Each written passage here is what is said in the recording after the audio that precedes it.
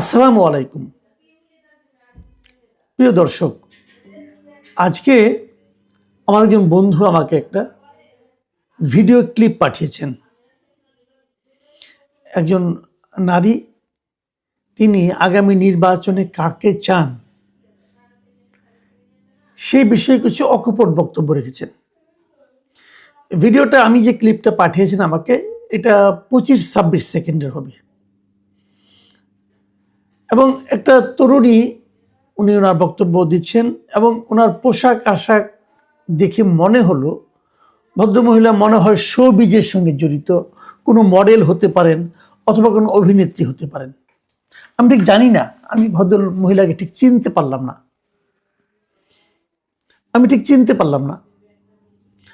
এবং চিনতে না পারাটা অবশ্যই আমার অযোগ্যতা, কিন্তু আমি আসলে এই শোবিজ সম্পর্কে আমার ধারণা যে খুব স্পষ্ট এবং খুব সাম্প্রতিক অনেককে যে আমি চিনি সেরকম দাবি আমি করতে পারি না। আপনারা হয়তো চিনবেন, আমি ভিডিওটা আপনাদেরকে দেখাতে পারলে ভালো হতো, কিন্তু আমি নীতিগতভাবে আমার এই চ্যানেলে সাধারণত খুব জরুরি কোনো প্রয়োজন না হলে এই অন্য কারো ভিডিও দেখাই না। আমি বরং ভদ্রমহিলার ছবিটা আপনাদেরকে দেখাই। আপনারা দেখতে পাচ্ছেন ওনার স্টিল ছবিটা, আমি ওই ভিডিও থেকেই ওনার একটা স্টিল ছবি নিয়েছি এবং উনি সেখানে বলছিলেন যে এই 25-26 সেকেন্ডের যে ভিডিও ক্লিপ, সেই ক্লিপের যে ওনার যে কথাবার্তাগুলো সেগুলো আপনাকে আমি একটু বর্ণনা করতে চাই। উনি বলছিলেন যে আমি মন থেকে চাই জামাত আসুক। ব্যাপারটা আসলে হাস্যকর লাগবে, বাট আমি মন থেকে চাই জামাত আসুক, দেশটা একটু ঠিক হোক। তখন সাংবাদিক যারা ওনার সামনে ওনাকে প্রশ্ন করছিলেন, সেরকম একজন জিজ্ঞাসা করলেন যে জামাত কেন আসবে? এই ভদ্রমহিলা উত্তর দিলেন, জামাত আসলে দেশটা ঠিক হয়ে যাবে, তাই আমি সেটা চাই। তখন আবার একজন প্রশ্ন করলেন যে জামাত আসলে এইসব পোশাক পরতে পারবেন না? মানে উনি যে পোশাকটা পরেছিলেন সেই ধরনের পোশাক জামাত হয়তো অনুমোদন করবে না, এই ধরনের একটা কথা সে প্রশ্নকর্তা করলেন। তিনি সঙ্গে সঙ্গে উত্তর দিলেন যে আমি পরব না, আমি শাসন চাই। তাকে জিজ্ঞাসা করা হচ্ছিল জামাতের কোন দিকটা আপনার ভালো লাগে? তিনি উত্তর দিলেন জামাতই ভালো লাগে, কোনো দিক না, জামাতই ভালো লাগে। তো এই যে কথাটা উনি বললেন, এটা নিচে আমি অনেক কমেন্ট পড়লাম, এক একজন এক এক কথা বলতেছে। কেউ বলতেছে জামাত আসলে এই পোশাক পরা যাবে না, এটা আপনাকে কে বললো? সাংবাদিকরা ভুল বলেছে, সাংবাদিকরা মোটিভেটেড কোশ্চেন করেছে, এগুলো বলেছে। তো এগুলো অনেক কিছু আছে, আপনারাও দেখতে পারেন। আপনার এটা খুবই অ্যাভেলেবল এখন সোশ্যাল মিডিয়াতে, আমি আজকেই পেলাম এবং আমি বেশ কয়েক জায়গায় পেলাম। এরপর আমার এই বন্ধু আমাকে পাঠানোর পর আমি অনেক জায়গায় দেখলাম, আপনারাও দেখতে পারেন।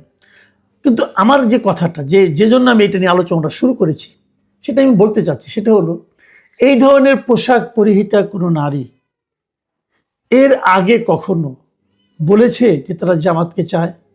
আপনি কখনো দেখেছেন, কখনো শুনেছেন? আমি শুনিনি। এবং এর সঙ্গে আমি একটু মেলাতে চাই যে ঢাকা বিশ্ববিদ্যালয় এবং অন্যান্য বিশ্ববিদ্যালয়, প্রথমে ঢাকা বিশ্ববিদ্যালয় তারপর অন্যান্য বিশ্ববিদ্যালয়ের নারী হলগুলোতে, মেয়েদের যে হলগুলো আছে, সেই সব হলের মেয়েরা ইসলামী ছাত্র শিবিরকে ব্যাপকভাবে ভোট দিয়ে জয়যুক্ত করেছে।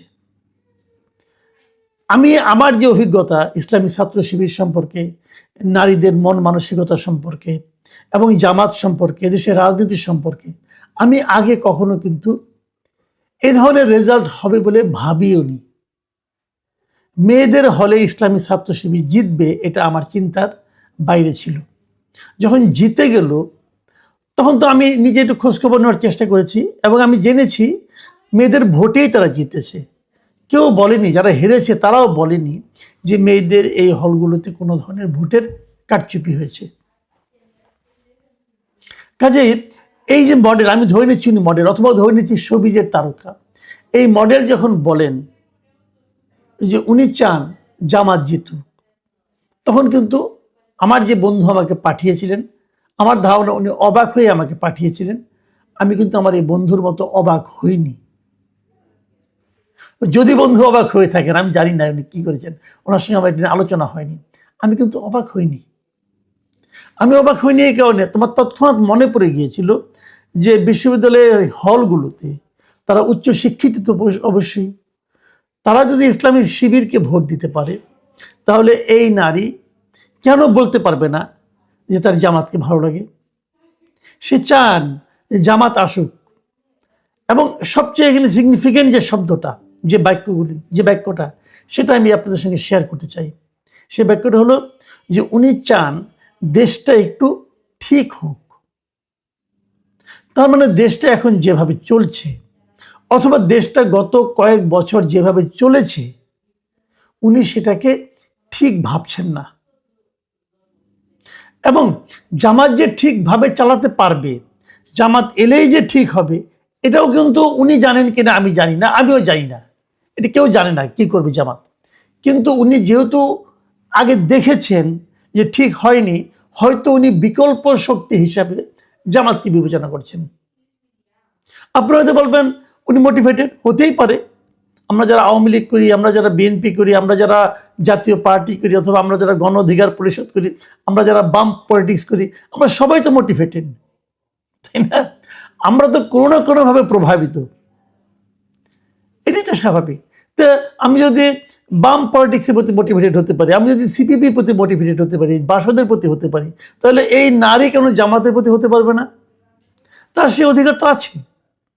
কিন্তু আমার এখানে আলোচনাটা হলো যে আমাদের যে অন্য পলিটিক্যাল পার্টিগুলো আছে, তারা এই ভিডিওটাকে কিভাবে নিচ্ছে। খুব সহজ একটা পদ্ধতি হলো এটাকে পাত্তা না দেওয়া। এবং আমি মনে করি এটা হলো সবচেয়ে ঝুঁকি পদ্ধতি, সবচেয়ে বেশি ঝুঁকি এই পদ্ধতিতে, যেটাকে পাত্তা না দেওয়া। গণতন্ত্রের রীতি হলো প্রত্যেকটা ছোট ছোট বিষয়কে পাত্তা দেওয়া, তাহলে গণতন্ত্রে আপনি ভালো করবেন। যে গণতান্ত্রিক পদ্ধতিতে নির্বাচন হয়, আপনি যদি সেই নির্বাচনে ভালো করতে চান, আপনার প্রথম লক্ষ্য হবে যে আপনার গাড়ির যে ড্রাইভার, আপনার বাসার যে চাকর বলেন আপনি, অথবা গৃহভৃত্য বলেন, তিনিও কি বলেন এবং উনি এটা কেন বলেন সেটা চিন্তা করা। কারণ আপনাকে মাথায় রাখতে হবে, আপনি বড় নেতা, আপনার বাসায় যে গৃহকর্মী সে ছোট মানুষ, হয়তো আপনার কাছে কীট পতঙ্গের মতো, কিন্তু গণতন্ত্রের ভাষায় ওনারও এক ভোট, আপনারও এক ভোট। এখন উনি যদি ভাবেন এটা হওয়া উচিত, আপনাকেও ভাবতে হবে যে এই দেশের একজন নাগরিক যিনি আমার বাসায় গৃহবৃত্তের জবটা করছেন, তিনি কেন ভাবছেন, তিনি আমার মধ্যে কি এমন কমতি দেখেছেন যে কারণে উনি আরেকটা দলকে চাচ্ছেন। তিনি কেন মনে করছেন ওই দলটা ক্ষমতায় আসলে দেশটা একটু ঠিক হবে। আমি কি এমন করেছি অথবা করছি যা দেখে উনি আস্থা রাখতে পারছেন না আমার উপর, ভাবছেন আমি ক্ষমতায় গেলে আমি দেশটাকে ঠিক করতে পারবো না। কোথায় ঘাটতিটা? যেমন ধরেন ওনারা কিভাবে বুঝেন, আমি বলি, ওনারা তো আর গস ফিতা নিয়ে বসেন না, মাপেন না, ওনারা কিভাবে বুঝেন? যেমন ধরা যাক একটা প্রত্যন্ত অঞ্চলে ছাত্রদলের একজন লিডার, উনি যে একটা বাড়িতে ধরেন উনি যে একটু ধমকে দিল, দিয়ে বললো তোমার এই যে রাস্তাটা, এই রাস্তাটা আমার, আমি দখল করব, আমরা ক্ষমতায় আসতেছি, তোমার বাবা মারা গেছে, তাতে কি হয়েছে, সে এক সময় আওয়ামী লীগ করতো, অতএব তোমাদের তো আপনাদের থাকতে দিয়েছি এই তো বেশি, বলে রাস্তা দখলের চেষ্টা করলো। আমি কিন্তু এটা বানিয়ে বলছি না, এটা আমি আমার অভিজ্ঞতা থেকে বলছি। করলো এই ঘটনাটা।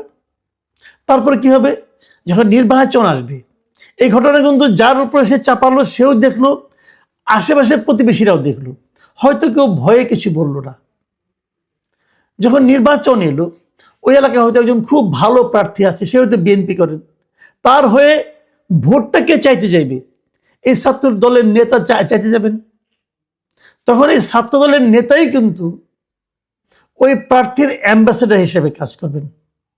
এই ছাত্র দলের নেতা যার উপর দাপট খাটিয়েছেন, যাকে যাকে ধমক দিয়েছেন, প্রত্যেকেই ভাববেন যে এই ধানে শীষে ভোট দেওয়া মানে এই ধমক দেওয়া এই ছাত্র দলের ছেলেটাকে আরো শক্তিশালী করা। তখন তিনি কিন্তু ওই প্রার্থীর অ্যাম্বাসেডর, তখন তিনি কিন্তু বিএনপির দলের অ্যাম্বাসেডর, তখন তিনি কিন্তু তারেক রহমানের অ্যাম্বাসেডর। তো তারেক রহমানের কতটুকু ক্ষতি হবে কি ভালো হবে, এটা কিন্তু একদম গ্রাম পর্যায়ে ওনার দলের এই সমস্ত অ্যাম্বাসেডরদের উপর নির্ভর করে। এই যে ভদ্রমহিলা আজকে কথাটা বললেন যে জামাত আসলে দেশটা একটু ঠিক হোক, কেন বলেছেন? উনি ওনার অভিজ্ঞতা থেকে বলেছেন। হয়তো ওনার ওরকম ছাত্রদলের নেতাদের সঙ্গে দেখা হয়েছে, হয়তো তাদের কথা শোনা হয়েছে, শুনে ওনার মনে হয়েছে এমন হতে পারে।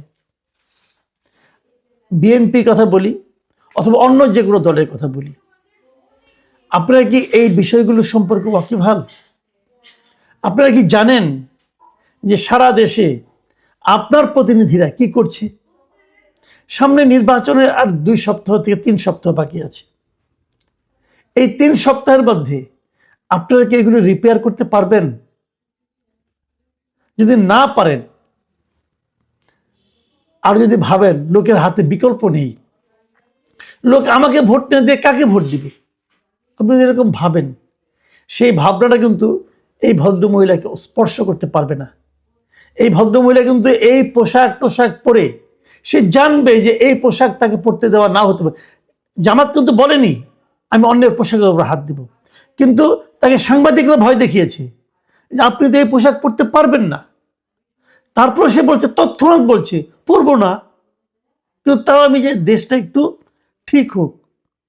দেশ ঠিক হওয়ার জন্য কেন তারা একটা ইসলামপন্থী দলের উপর নির্ভর করছে?